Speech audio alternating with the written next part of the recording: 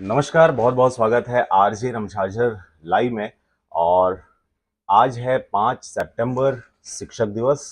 तो सबसे पहले देश के सभी शिक्षकों को आरजे रमझाझर की तरफ से बहुत बहुत बधाई और शुभकामनाएं। जितने भी गुरु हैं जिनके थ्रू जो छात्र है उनका जीवन सफल होता है, एक सही दिशा में उन्हें मार्गदर्शन मिलता है, तो उन सभी मार्गदर्शन देने वाले गुरुओं को आरजे रमझाझर शत शत नमन करते सभियों को बधाई देता है और शुभकामनाएं देता है। ये बात अलग है कि अभी हमारे राज्य में छत्तीसगढ़ के शिक्षकों की स्थिति बहुत ही सोचनीय बन गई है, क्योंकि अभी 2723 शिक्षकों की पोस्टिंग में संशोधन जो है वो रद्द कर दिया गया है। बहुत सारी बातें हैं जो अभी शिक्षकों को लेकर चल रही है। आज शिक्षक दिवस है तो इस बारे में भी हम आज बात करने वाले हैं। इसके साथ ही विक्रम लैंडर के बारे में बात करेंगे, किस प्रकार से एक बार फिर से उन्हें सुषुप्त अवस्था में डालने के बाद एक बार लंबी छलांग लेकर टेस्ट किया गया है, क्या हम चांद की सतह से वापस पृथ्वी की तरफ आ सकते हैं या फिर नहीं। तो इस बारे में भी हम चर्चा करेंगे। इसके साथ ही पीएम नरेंद्र मोदी की बात करेंगे, जो शिक्षकों से मुलाकात किए, भेंट मुलाकात किए, इस दौरान क्या बातें हुई, इस बारे में भी हम चर्चा करेंगे। साथ ही हम बात करेंगे कांग्रेस ने सीईसी का पुनर्गठन किया है, जो चुनाव को लेकर एक कमेटी बनाई गई है। चुनाव छत्तीसगढ़ में किस प्रकार से सीटों का आवंटन होगा, कहां से कौन लड़ेगा, इस बारे में भी हम चर्चा करेंगे, जिसमें टीएस सिंहदेव जी को भी शामिल किया गया है। तो इस बारे में भी हम बृहद रूप से बात करेंगे। पीएम ने 111 माह से अब तक छुट्टी नहीं ली है, तो इस दौरान वो 111 दिनों से लगातार वे काम कर रहे हैं। तो किस प्रकार से चुनावी कैंपेन और चुनाव के लिए काम कर रहे हैं, अपनी पार्टी के लिए काम कर रहे हैं या फिर देश के लिए काम कर रहे हैं, इस बारे में भी हम बात करेंगे। इसके साथ ही हम बात करेंगे भारत और संविधान के प्रति निष्ठा और हलफनामे के बारे में भी बात करेंगे। 370 जो अनुच्छेद है जम्मू कश्मीर को लेकर, इस बारे में भी आज हम चर्चा करेंगे। इसके साथ ही आपको बता दें कि किस प्रकार से मंत्रणा चल रही है शिक्षकों को लेकर। नौकरी से सेवानिवृत्त होते हैं, जिम्मेदारियों से नहीं, ये रश्मि जी का कहना है। इस बारे में भी हम आज बात करने वाले हैं शिक्षकों को लेकर। इसके साथ ही 6 माह बाद धरती पर 4 अंतरिक्ष यात्री वापस से लौटे हैं। अंतरिक्ष यात्री जो अंतरिक्ष की सफर पर गए हुए थे, वो 6 माह बिताने के बाद, अंतरिक्ष में बिताने के बाद वापस से धरती पर आए हैं। इस बारे में भी हम चर्चा करने वाले हैं। फिलहाल जो लोग हमसे लाइव जुड़ रहे हैं चैनल में, मैं उनसे रिक्वेस्ट करूंगा कृपया इस समाचार के लिंक को ज़्यादा से ज़्यादा लोगों तक शेयर करें, ताकि हमारी समाचार, हमारी जो खबरें हैं, हमारी जो बातें हैं, वो वहां तक पहुंच सकें। आज सबसे पहले हम कमर छठ से बात करते हैं। संतान की दीर्घायु, स्वास्थ्य और सुख समृद्धि की कामना के लोक पर्व यानी कमर छठ की बात हम कर रहे हैं। सभी माताओं और बहनों को हार्दिक शुभकामनाएं। सबसे पहले कृषक देवता बलराम जी की आज जयंती है। जन्मोत्सव के अवसर पर ये कमर छठ मनाया जाता है। जैसा कि सब जानते हैं कि किस प्रकार से भगवान जो बलराम जी हैं वो कृष्ण के बड़े भाई हैं, और कृष्ण जो हैं हमारे लिए आराध्य हैं, और चूंकि उनके बड़े भाई हैं और हल या कहें किसानों के लिए सबसे बड़ा जो देवता है वो है बलराम जी, जो कि कृष्ण के बड़े भाई हैं। तो आज उन्हीं की जन्मोत्सव के अवसर पर ये कमर छठ का जो त्यौहार है वो बहुत ही धूमधाम से मनाया जाता है। चाहे बिलासपुर की बात करें, रायपुर की बात करें, चाहे हम अगर हम अपने राज्य को छोड़ें तो हम बिहार की बात करें, झारखंड की बात करें, तो इस क्षेत्र में कमर छठ का जो त्यौहार है बहुत ही धूमधाम से और बृहद रूप से मनाया जाता है। आज जो राज्य कहें या डिस्ट्रिक्ट कहें या आसपास के जो नदी होते हैं, प्रवाहित होने वाले जो नदियां हैं, उन नदियों पे आज किस प्रकार से भीड़ देखा जाएगा, ये भी एक विहंगम दृश्य होता है। उसको देखकर एक अलग ही अनुभूति प्राप्त होता है। बिलासपुर के अगर हम अरपा की बात करें तो अरपा घाट जो है वो अभी सराबोर होने वाले हैं। शाम के समय तैयारियां पूरी कर ली गई हैं, चारों तरफ से चाक चौबंद कर दिया गया है ताकि कोई उसमें बहे ना, कोई दुर्घटना ना हो। इसलिए वहां पर पहले से ही नदी में कुछ दूरी तक अंदर में बांस बल्ली गड़ा दिया जाता है, ताकि उस क्षेत्र में वहां पर दिया जो है उसको प्रवाहित किया जा सके। इस दौरान जो माताएं हैं वो अपने बच्चों की दीर्घायु की मनोकामना करते हुए इस त्योहार को बहुत ही धूमधाम से मनाती हैं। इस दौरान अब बात कर लेते हैं सबसे पहले विक्रम लैंडर की हम बात कर लेते हैं। विक्रम की 40 सेंटीमीटर की छलांग, मानव मिशन में मिलेगी मदद। जी हाँ, लैंडर ने मिशन के सभी लक्ष्य अपेक्षा से आगे जाकर किया है हासिल। जी हाँ, आपको बता दें कि इसरो ने इस परीक्षण को दिखाने वाला 43 सेकंड का एक वीडियो भी जारी किया है। इसमें नजर आ रहा है कि विक्रम के इंजन शुरू होते हैं, जिसकी वजह से चंद्र सतह से धूल उड़ने लगती है। विक्रम के नीचे मौजूद सतह पीछे जाने लगती है। यह बताता है कि विक्रम सतह से ऊपर उड़ चुका था। फिर उसकी जो परछाई है उसका जगह बदलता हुआ दिखाई देता है। कैमरा स्क्रीन पर धूल की वजह से दृश्य धुंधले हो जाते हैं। इसके बाद विक्रम एक नई जगह उतर जाता है। जी हाँ, एक बार फिर से विक्रम लैंडर का जो इंजन है उसको चालू किया गया और चालू करके कोशिश करके देखा गया कि क्या चांद की सतह से वापस धरती तक आया जा सकता है, क्या वहां पर से हम धरती पर पुनः वापस आ सकते हैं। इसके लिए एक बार फिर से इंजन को चालू करके देखा गया। विक्रम लैंडर अपनी जगह जहां पर उतरा है वहां से कुछ ऊपर उठा और उठकर वो उड़ता हुआ किसी दूसरे जगह पर जाकर लैंड हुआ। ये दूरी निसंदेह बहुत ज्यादा नहीं थी, लेकिन फिर भी विक्रम लैंडर का इस प्रकार का जो काम है, वो कारनामा है, वो वाकई में देश के लिए बहुत ही गौरवान्वित करने वाला विषय है। क्योंकि अभी हम विश्व में हम पहले देश बने हैं जो दक्षिण चांद पर उतरे हैं। और दक्षिणी ध्रुव पर उतरने के बाद जब हम चांद से पुनः अपनी धरती की ओर आने के लिए अगर कोई यान हम भेजेंगे तो यह भी एक बहुत ही सराहनीय पहल होगा। भारत ने साइकिल से अपने रॉकेट की लॉन्च की शुरुआत की थी और साइकिल के सफर से होता हुआ आज देखिए हम चांद और मंगल और अब सूर्य तक जा पहुंचे हैं। तो ये एक बहुत बड़ी कामयाबी है। तो इस बारे में हम बात करते हैं। नई तस्वीरों में दिखाई दी रैंप की बदली हुई स्थिति। इसरो ने परीक्षण के पहले और बाद की तस्वीरें जारी की है, जो 2 और 3 सितंबर की है। इसमें चंद्रमा की बदली हुई सतह को देखा जा सकता है। 23 अगस्त को लैंडिंग के बाद की और नई तस्वीरों में रैंप व उसके नीचे चंद्र सतह पर खड्डों में भी बदलाव स्पष्ट रूप से देखा जा सकता है। जी हाँ, क्योंकि बहुत सारी खबरें ये निकल कर सामने आ रही हैं कि भारत ने झूठा लैंडिंग किया है, चांद पर नहीं गया है। इस प्रकार के भ्रामक जो खबरें हैं वो भी आ रही हैं, लेकिन इस दौरान हमने ये कारनामा भी करके दे दिया। इस बारे में ज्यादा सोचने वाली बात नहीं है। फिलहाल पीएम नरेंद्र मोदी की बात करें, इससे पहले हम 2723 शिक्षकों की पोस्टिंग में संशोधन रद्द किया गया है, इस बारे में बात कर लेते हैं। आपको बता दें कि सिफारिशों एवं धन बल की बदौलत गैर कानूनी तरीके से मनचाही पदस्थापना हासिल करने के लगे थे आरोप। शासन ने की टिप्पणी, संशोधन निरस्त नहीं करते तो भ्रष्टाचार की प्रवृत्ति को मिलेगा बढ़ावा, ये कहना है सरकार का। इसके साथ ही संभागीय संयुक्त संचालकों समेत 11 अधिकारी निलंबित हुए थे। इस मामले की अगर बात करें तो पदोन्नति प्रभावित नहीं, पूर्व में आवंटित स्कूल में ज्वाइन करने 10 दिन का समय मिलेगा शिक्षकों को। इसके साथ ही आपको बता दें कि निर्धारित अवधि में ज्वाइन नहीं करने पर पदोन्नति होगी निरस्त।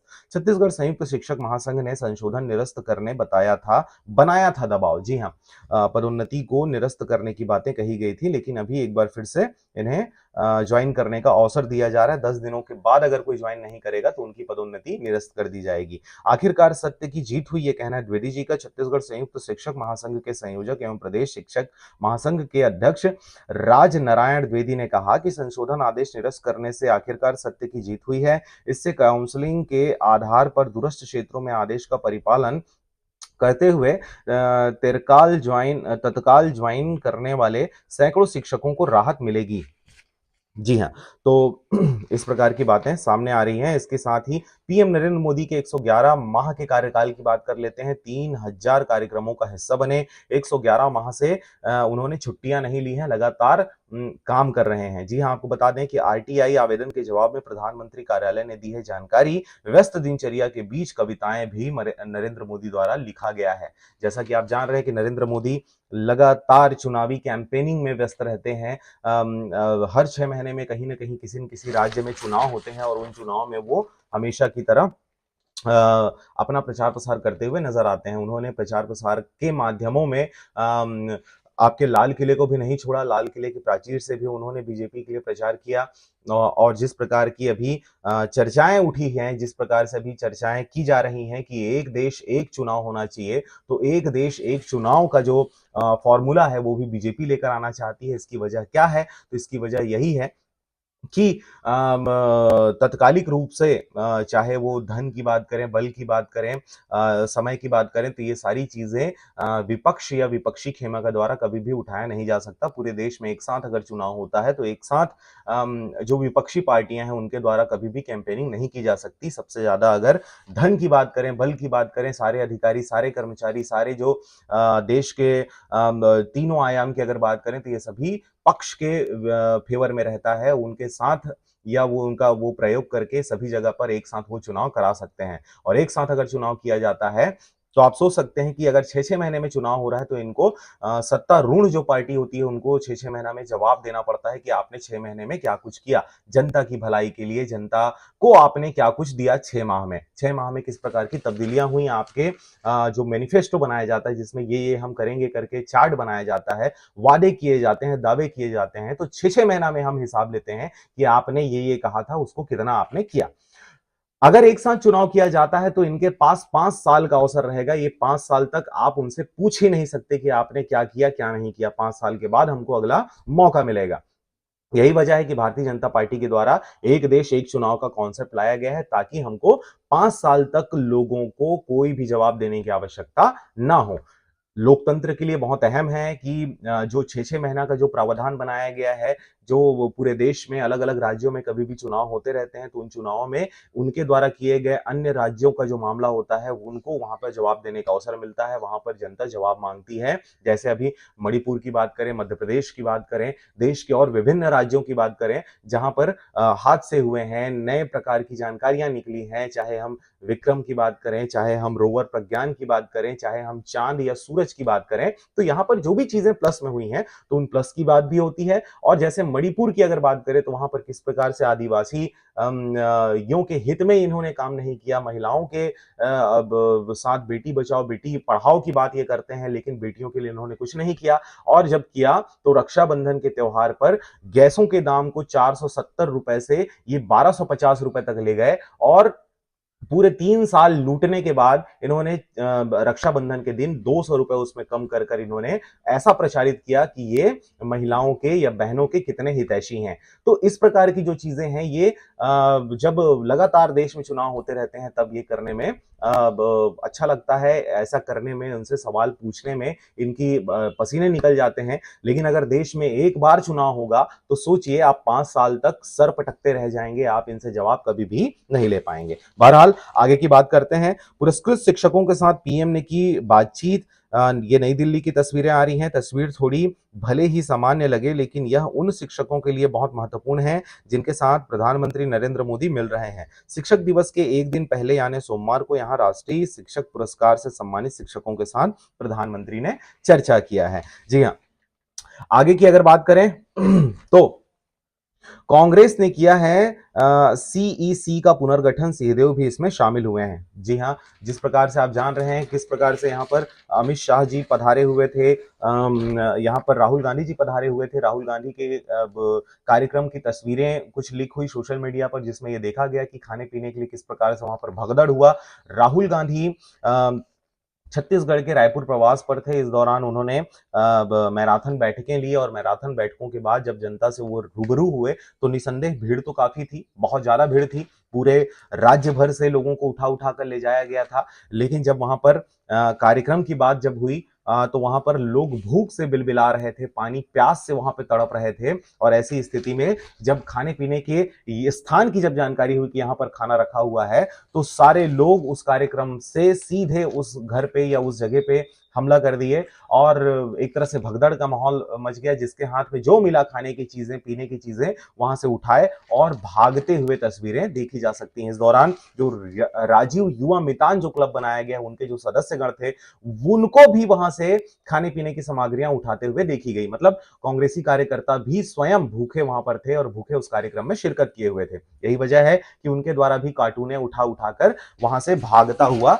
दृश्य देखने को मिला है। इस दौरान आपको बता दें, कांग्रेस ने सीईसी का पुनर्गठन, सिंहदेव भी हुए शामिल। कांग्रेस कार्य समिति के बाद अब पार्टी के केंद्रीय चुनाव समिति का भी पुनर्गठन कर दिया गया है। 16 सदस्यों वाली इस समिति में कांग्रेस अध्यक्ष मल्लिकार्जुन खड़गे, पार्टी संसदीय दल के नेता सोनिया गांधी, पूर्व अध्यक्ष राहुल गांधी, अंबिका सोनी, अधीर रंजन चौधरी, सलमान खुर्शीद, छत्तीसगढ़ के उप मुख्यमंत्री टीएस सिंहदेव, मधुसूदन मिस्त्री, तेलंगाना के पूर्व अध्यक्ष उत्तम कुमार रेड्डी, के जे जॉर्ज, मोहम्मद जावेद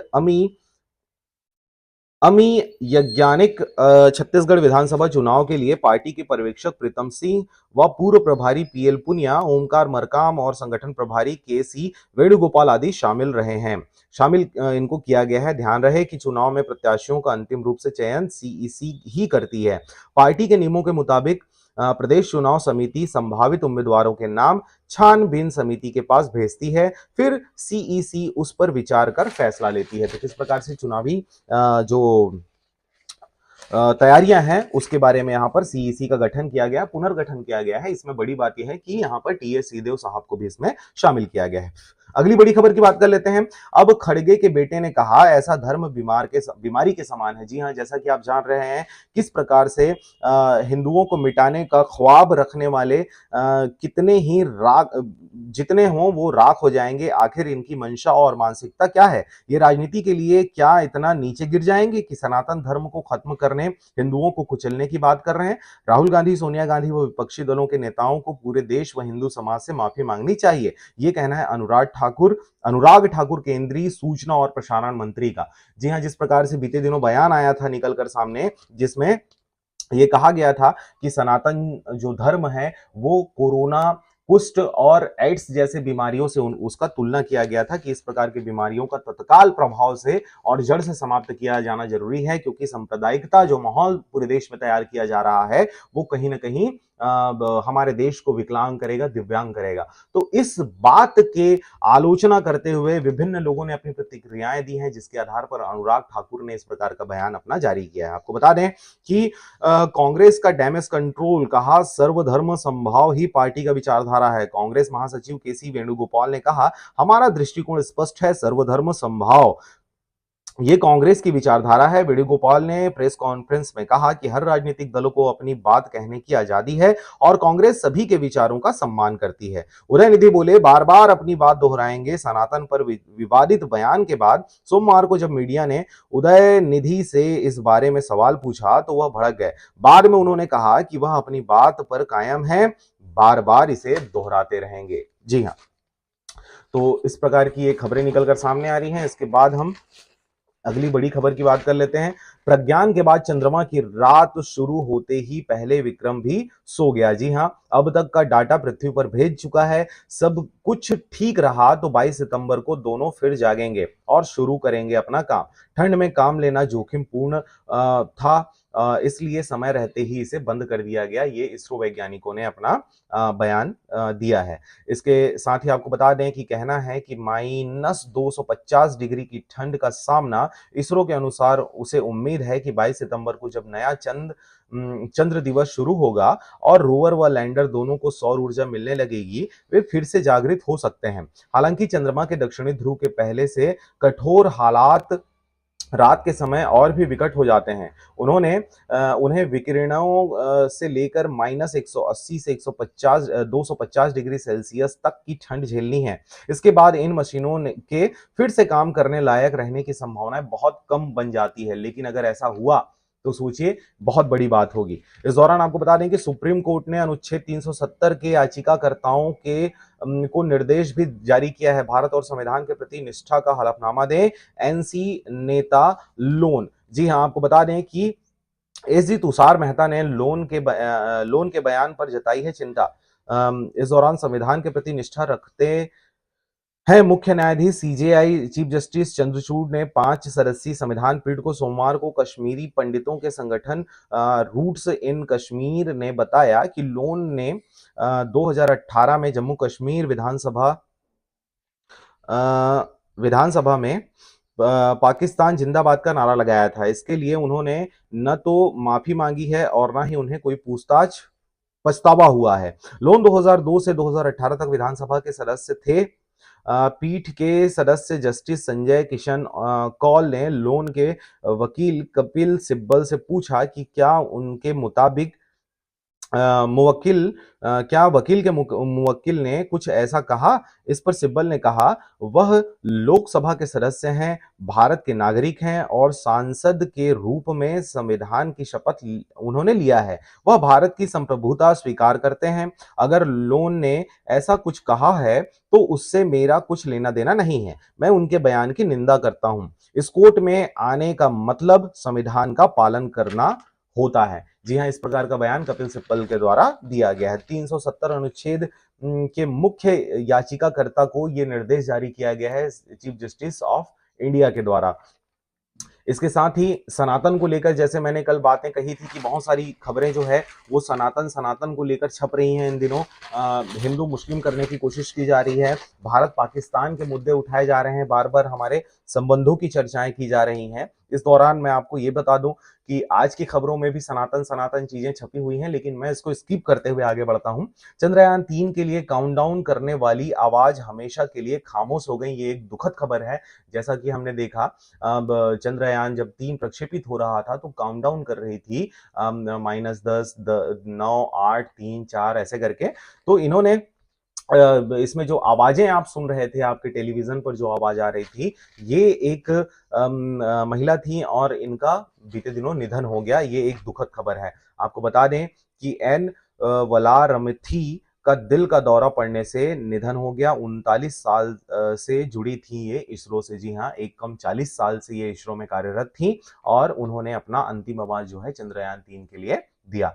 तो ये भी एक यादगार रहा। वालरमथी वालरमथी पिछले कुछ दिनों से बीमार चल रही थी। इसके चलते उन्होंने चेन्नई में एक निजी अस्पताल में उन्हें भर्ती कराया गया था, लेकिन शनिवार को अचानक उन्हें दिल का दौरा पड़ा और उनकी मौत हो गई। बता दें कि वालरमथी को पिछले 2 सितंबर को लॉन्च आदित्य L1 अंतरिक्ष यान के C-57 रॉकेट के काउंटडाउन में भी अपनी आवाजें देनी थी, लेकिन खराब स्वास्थ्य के कारण यह संभव नहीं हो सका। जी हाँ, तो ये थी आज की कुछ महत्वपूर्ण खबरें। कुछ और खबरें हैं आपको बता दें। शिक्षकों से जुड़ा हुआ, शिक्षक नौकरी से सेवानिवृत्त होते हैं, जिम्मेदारियों से नहीं, ये रश्मि सिंह का कहना है। तखतपुर से ये बातें निकलकर सामने आ रही है। विधानसभा स्तरीय शिक्षक दिवस का रश्मि आशीष सिंह के संयोजकत्व में आयोजन ये किया गया। विधानसभा क्षेत्र के 1500 शिक्षकों का किया गया सम्मान। जी हाँ, शिक्षकों का सम्मान कार्यक्रम था। उसमें ये बातें कही गई हैं कि वो सेवानिवृत्त होते हैं, लेकिन अपनी जिम्मेदारियों से कभी भी सेवानिवृत्त नहीं होते हैं। तय फॉर्मूले पर आगे बढ़ी चुनाव समिति, 40 सीटों पर पहले मंत्रणा की जा रही है। जी हाँ, अगर हम बात करें, संभागों के नेताओं के साथ देर शाम तक मैराथन बैठक होता रहा। प्रभारी Shailja, CM Bhupesh Baghel, deputy CM TS Singhdeo, विधानसभा अध्यक्ष डॉक्टर चरणदास महंत और पीसीसी अध्यक्ष दीपक बैज ने देर शाम फिर बैठक शुरू की। इसमें अलग अलग सीटों में दावेदारों को लेकर संभाग के नेताओं से रायशुमारी शुरू हुई। जिस संभाग की सीटों पर चर्चा होनी है, चुनाव समिति में शामिल उस संभाग के सदस्य समेत पीसीसी पदाधिकारी और वरिष्ठ नेताओं को बुलाकर राय भी ली जा रही है। जी हाँ, तो ये थी चुनाव संबंधी कुछ बातें। आक्रोशित ग्रामीणों ने बिजली कार्यालय का घेराव कर तालाबंदी की। देखिए, बिजली की जो समस्या है वो लगातार मुंगेली क्षेत्र में देखी जा रही है। वैसे छत्तीसगढ़ में भी बिजली की समस्या एक बड़ी समस्या के रूप में उभर कर सामने आ रही है, लेकिन स्पेशल अगर मुंगेली जिले की हम बात करें तो यहाँ पर लोरमी की बात करें, पथरिया की बात करें, चाहे स्वयं मुंगेली की बात करें, तीनों ब्लॉकों में बिजली की जो सप्लाई है बहुत ही बाधित हो रहा है, अवरुद्ध हो रहा है। ऐसे समय में जब बारिश नहीं हो रही है, धान के खेत सूख रहे हैं, पानी की आस में किसान जो है आसमान की ओर टकटकी लगाए हुए हैं। दूसरा, उन्हें अपेक्षा होती है बिजली से, बोर से, लेकिन बिजली नहीं होने की वजह से बोर का पानी भी वो उपयोग में नहीं ला सक रहे हैं। ऐसी स्थिति में गुस्साए ग्रामीणों के द्वारा बिजली विभाग के ऊपर आक्रोशित होना जायज है। और ऐसे समय में ये खबरें निकल कर सामने आ रही हैं किस प्रकार से मुंगेली के ग्रामीणों ने बिजली विभाग में जाकर जब शिकायतें की तो उन शिकायतों पर कार्रवाई करने के बजाय संबंधित अधिकारी और कर्मचारियों और ठेकेदारों के द्वारा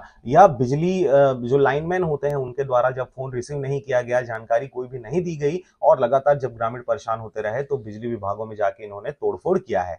बिजली विभाग मुंगेली जो है वो अपनी निष्क्रियता की वजह से जाना जाता है। जहां पर उन्हें खंभे देने हैं, आज तक खंभे नहीं दिए। जहां पर उन्हें ट्रांसफार्मर लगाने चाहिए, आज तक नहीं लगाए। वो सिर्फ ज्ञापन और प्रतिवेदन के इंतजार में बैठे रहते हैं। उनको दे दिया जाए तो वो ठंडे बस्ते में पड़ा रहता है। कोशिश की जाती है किसी प्रकार से इन्हें कोशिश की जाती है कि इन्हें किसी भी प्रकार से एक्स्ट्रा इनकम बने, इनके ठेकेदारों को बने, लाइनमैनों को बने और उसके बाद ही जहां से इनको आर्थिक मदद मिलती है वहां पर ये उनकी समस्याओं का समाधान करते हैं। लेकिन जैसा कि आप जानते हैं कि जो गर्मी का मौसम होता है, ये मेंटेनेंस का दौर होता है। इस समय लाइनों को जो पेड़ पौधे होते हैं, जो तार सट रहे होते हैं, इन सब का मेंटेनेंस देखा जाता है ताकि बरसात में इस प्रकार की समस्या आपको झेलनी ना पड़े। लेकिन आए दिन क्या होता है कि बरसात के समय इतने सारे खर्चा करने के बाद, लाइन मेंटेनेंस, बिजली मेंटेनेंस में खर्चा करने के बाद बरसात के समय इतना दुख और तकलीफों को सामना करना पड़ता है, विशेष रूप से ग्रामीण क्षेत्र के लोगों को।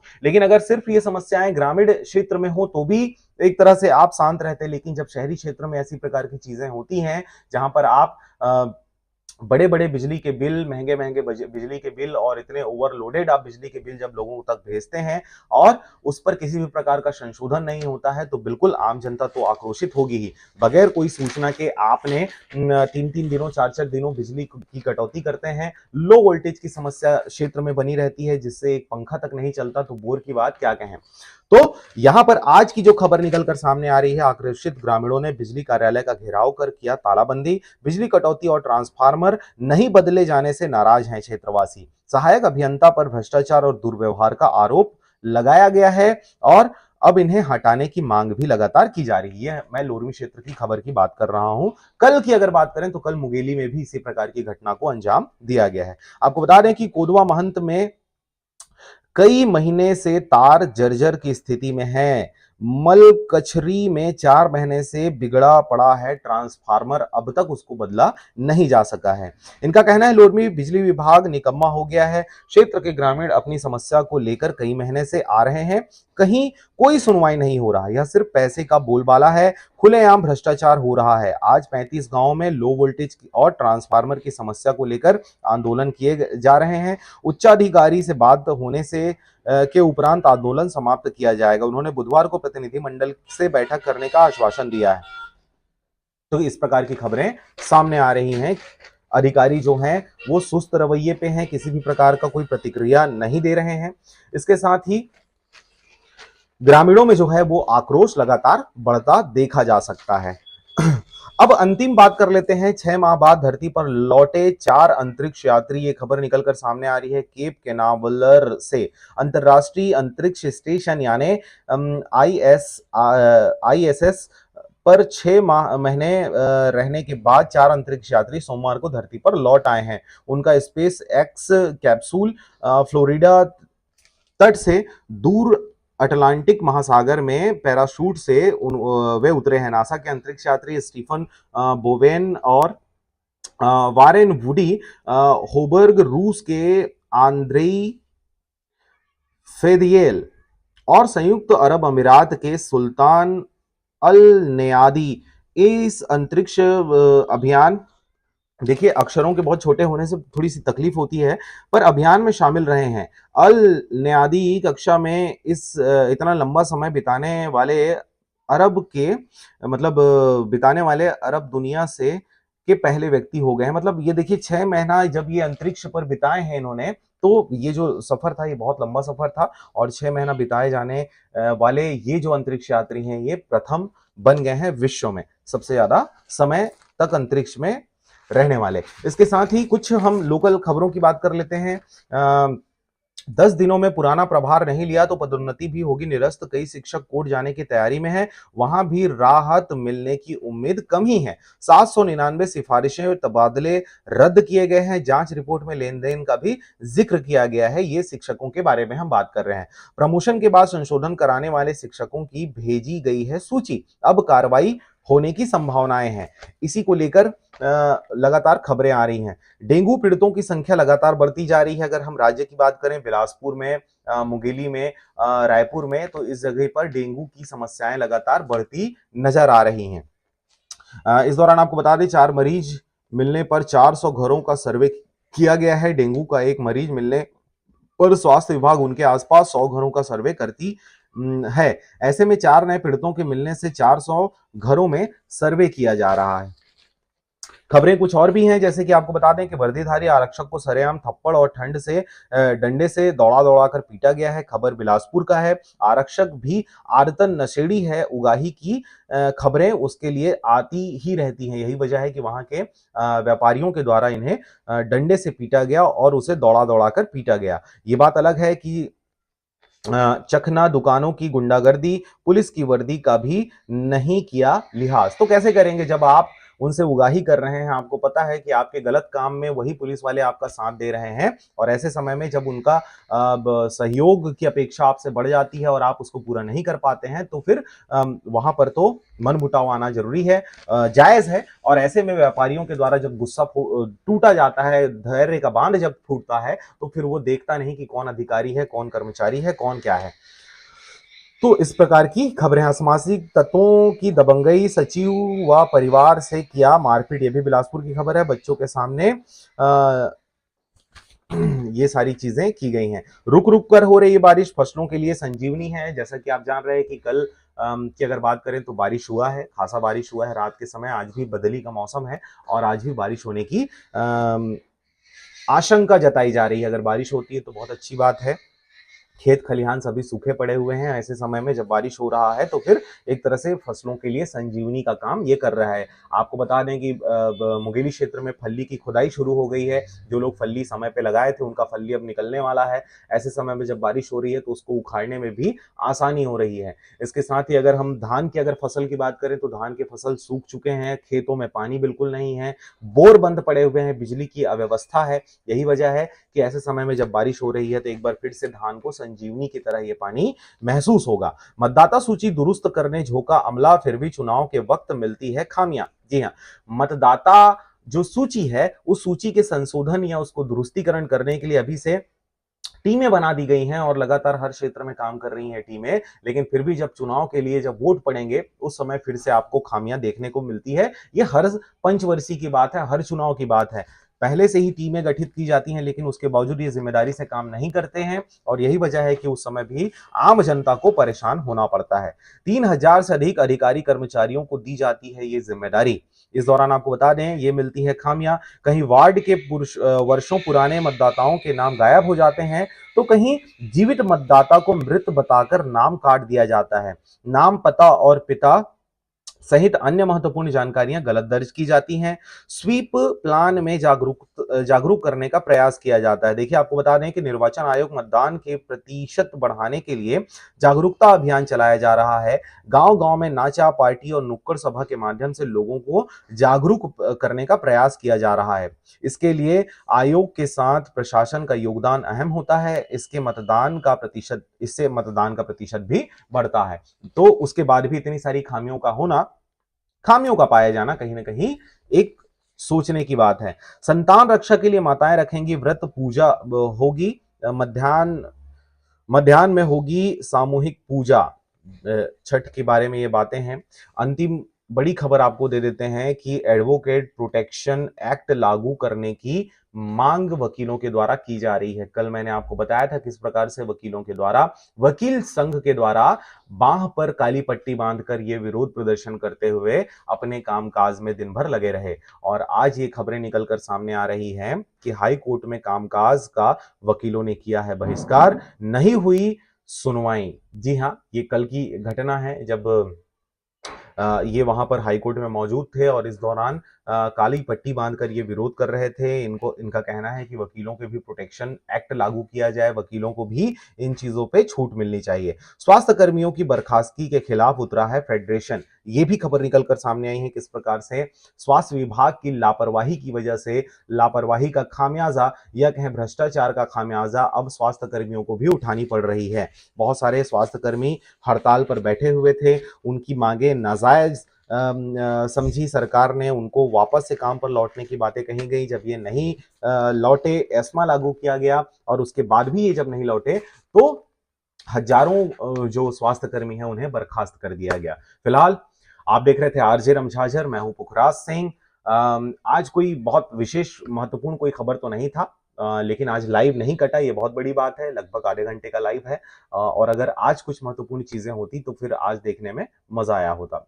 फिलहाल कोशिश हमारी जारी है लगातार कि आप तक सच्चाई को परोसा जाए, सच्चाई रखी जाए।